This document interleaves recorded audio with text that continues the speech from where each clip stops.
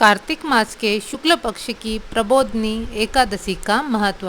ब्रह्मा जी, हे मुनि श्रेष्ठ नारद, अब आप पापों को नष्ट करने वाली तथा पुण्य और मुक्ति को देने वाली प्रबोधनी एकादशी का महत्व सुनिए।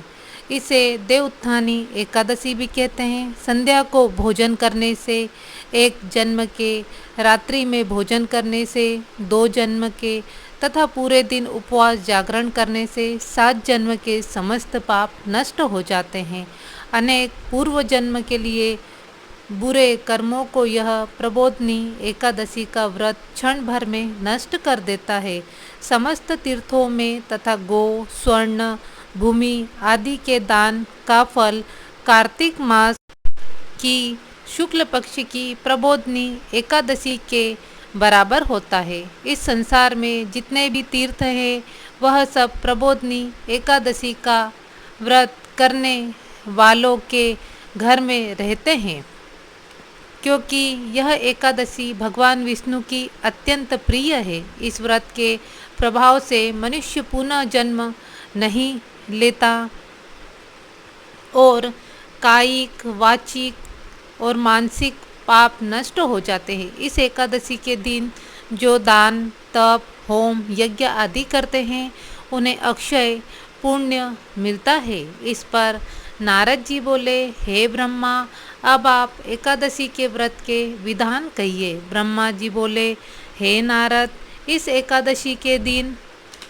मनुष्य को ब्रह्म मुहूर्त में उठना चाहिए। नदी, तालाब, कुआ आदि पर स्नान कर व्रत करना चाहिए। उस समय भगवान से विनय करनी चाहिए कि हे भगवान, आज मैं निराहार रह दूसरे दिन भोजन करूंगा, इसलिए आप मेरी रक्षा करें।